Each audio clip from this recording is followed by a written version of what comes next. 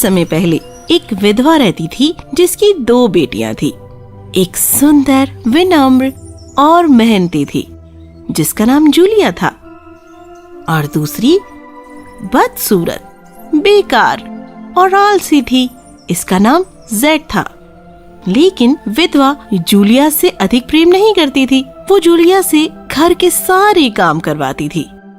ओह, मुझे हर दिन यहाँ कुएं के पास बैठना पड़ता है जब तक मेरी उंगलियों से खून न बहने लगे। इसीलिए उसे अपनी खून बहने वाली उंगली को कुएं के पानी में धोना पड़ा। लेकिन एक दिन उसकी धुरी पानी में गिर गई। ओह, ये मैंने क्या किया? मेरी सौतेली माँ मुझे धुरी खोने की सजा देंगी। मुझे कुएं में उसे लेने के लिए जाना होगा। लड़की के पास धुरी के बाद कुएं में कूदने के अलावा कोई चारा नहीं था, और वो तब तक चलती गई जब तक वो फिसल कर बेहोश नहीं हो गई। और जब उसे होश आया तो उसने खुद को एक बड़े पेड़ के नीचे जमीन पर पाया। कहाँ हूँ मैं? मुझे याद नहीं कि क्या हुआ था। मैं यहाँ इस खूबसूरत जगह पर क्या कर रही हूँ? चलते चलते वो एक पहाड़ पर चढ़ गई और रोटी से भरी एक बेकरी के ओवन तक आ गई जो रोटियों से भरा हुआ था। रोटी ने उसे पुकारा, अरे मुझे बाहर निकालो, मुझे बाहर निकालो, मैं जल रही हूँ, मैं बहुत पक चुकी हूँ। और बस इसीलिए लड़की उसकी तरफ बढ़ गई। बेकर के चमचे को उसने लिया और एक के बाद एक गोल गोल रोटियां निकालना शुरू कर दिया। उन्हें ध्यान से पास की एक मेज पर रख दिया और फिर चली गई। फिर वो एक पेड़ के पास आई जो लाल सेबों से लदा हुआ था। पेड़ ने उसे पुकारा, हिलाओ और हिलाओ मुझे और ये सारे सेब गिराओ। हाँ, मैं मदद करती हूँ। अभी आपको हिलाती हूँ और सारे सेब जमीन पर गिर जाएंगे। जैसे ही सब सेब पेड़ से गिर गए तो उसने उन्हें पेड़ के बगल में ही एक छोटी सी पहाड़ी पर ढेर कर दिया और फिर वो चली गई। अंत में वो आयरन वुड के पास पहुंची। ये कौन सी जगह है? जूलिया ने जंगल में एक छोटा सा घर देखा जहाँ बड़े लंबे दांतों वाली और जलती आग सी आंखों वाली एक बूढ़ी औरत खिड़की से उसे देख रही थी। जूलिया डर गई थी और वो भाग जाना चाहती थी, लेकिन बूढ़ी औरत ने उसे बुलाया। तुम मुझसे क्यों डर रही हो मेरी प्यारी बच्ची? मेरे घर आओ, मेरे साथ रहो, और अगर तुम सब काम अच्छी तरह से करोगी तो चीजें तुम्हारे साथ भी अच्छी होंगी। मेरे बिस्तर को अच्छी तरह हिलाना है और फिर दुनिया में बर्फ पड़ेगी, क्योंकि मैं मदर होली हूँ और इस पूरी दुनिया में बर्फ बनाती हूँ। चूंकि बुढ़िया ने उससे बहुत प्यार से बात की तो वो मान गई और काम पर लग गई। मैं तुम्हारे काम से बहुत संतुष्ट हूँ। क्या तुमने मेरा बिस्तर हिलाया? धन्यवाद मदर होली, ये सुनकर खुशी हुई। मैं भी यहाँ अच्छी तरह जीती हूँ और तुम्हारा खाना भी बहुत अच्छा है। लेकिन कुछ महीनों के बाद लड़की उदास रहने लगी और वापस अपने घर जाने के लिए सोचने लगी। एक दिन उसने बूढ़ी औरत को बताया, मैं परेशान हूँ, हालांकि यहाँ सब अच्छा है, लेकिन मुझे अपने घर वापस जाना है। मुझे खुशी है तुम जाना चाहती हो अपने घर, क्योंकि तुमने ईमानदारी से मेरी सेवा की।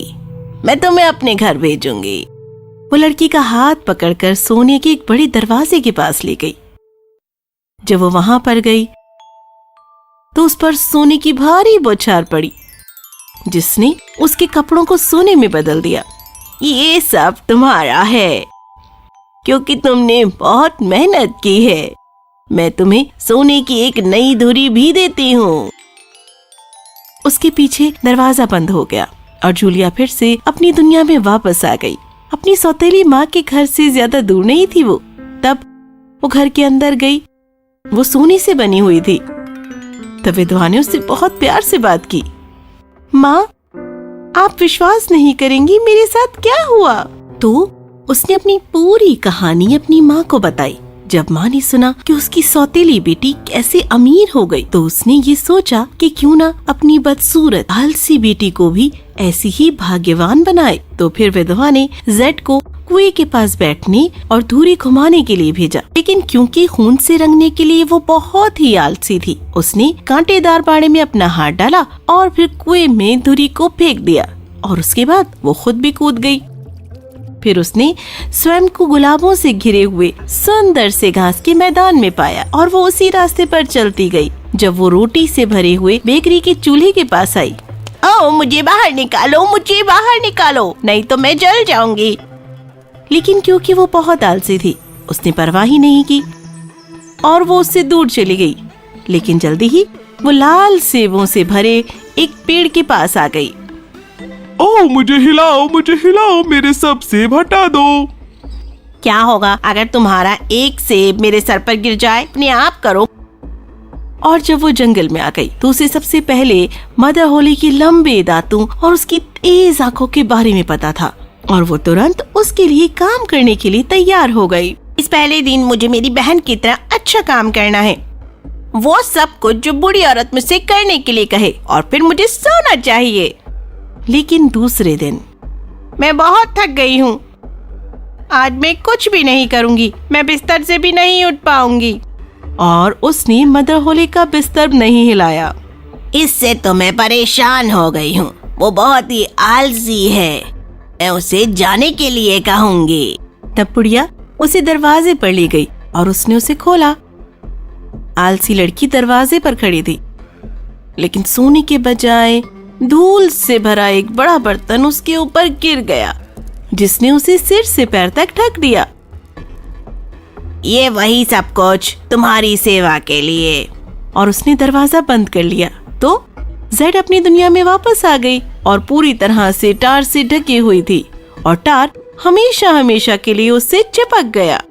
कहानी समाप्त हुई।